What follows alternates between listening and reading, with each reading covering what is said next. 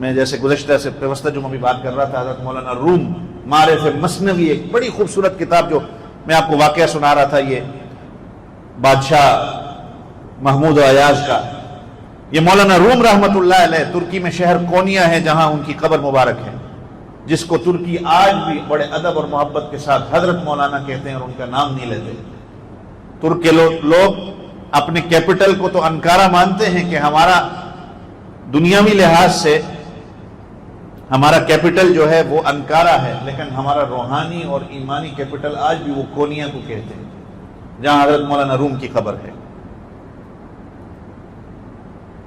یہ تو کبھی ہم بیٹھ کے پڑھیں، ہمیں چونکہ اس کا شوق نہیں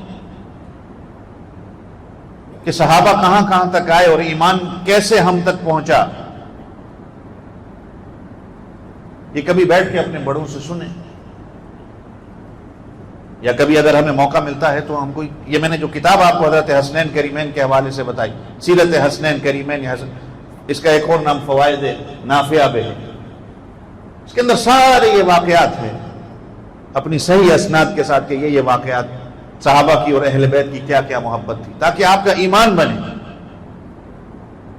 تاکہ آپ ان کی زندگی پہ چلنے والے بنے۔ اصل تو میں اور آپ، جیسے میں نے گزشتہ جمعہ کہا، ہم تو اگر دیکھا جائے، میں پھر کہوں گا، ناراض نہیں ہونا میری بات پہ، میں اور آپ تو آج اپنی زندگی، ہماری تو زندگی ہے یزید والی، نہ ہمارا نمازوں کا اہتمام، نہ ہمارا قرآن کی تلاوت کا اہتمام، نہ اللہ کے اور اس کے رسول کے حکموں پہ چلنے کا ہمارا اہتمام، ہماری پوری زندگی گناہوں سے بھری، لیکن کم سے کم ان کی محبت جب ہم دعوے دار بنتے ہیں تو ان کے طریقوں پہ تو ہم چلیں۔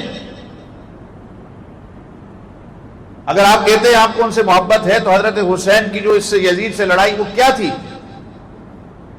کیونکہ اس نے دین کے اندر ہیر پھیر کیا، اس نے سارے کام خلاف شریعت کیے، اور میں اور آپ جو آج کام کر رہے ہیں وہ بھی خلاف شریعت ہے،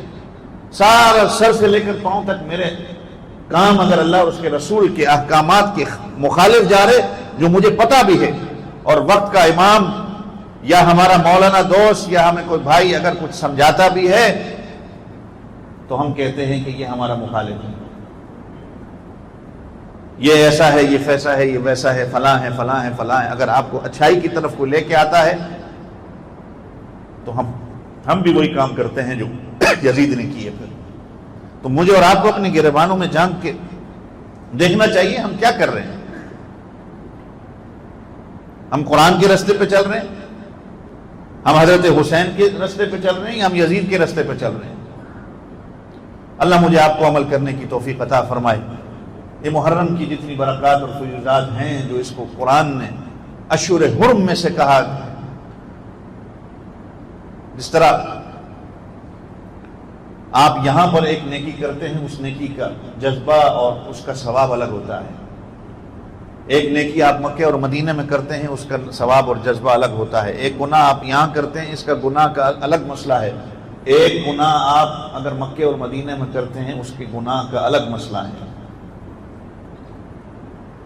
تو اگر عام کسی انسان کو قتل کرنا، اور قتل کرنا وہ بھی حضرت حسین رضی اللہ عنہ کا جو جگرہ گوشہ بطول ہیں، نواسہ رسول ہیں، تو ان کو قتل کرنے والوں کا کتنا بڑا گناہ ہوگا، وہ کتنے بڑے ظالم ہوں گے۔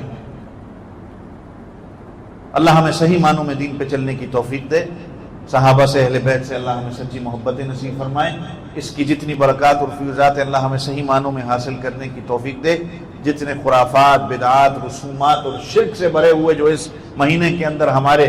سوسائٹی کے اندر جو خرافات پائی جاتی ہیں، اللہ ہمیں ان سے بچنے کی توفیق دے۔ اللہ ہمارے ایمانوں کی حفاظت فرمائے اور ہمارے آنے والی اولادوں کی اور ہماری نسلوں کی حفاظت فرمائے۔ وآخر دعوانا الحمدللہ رب العالمین۔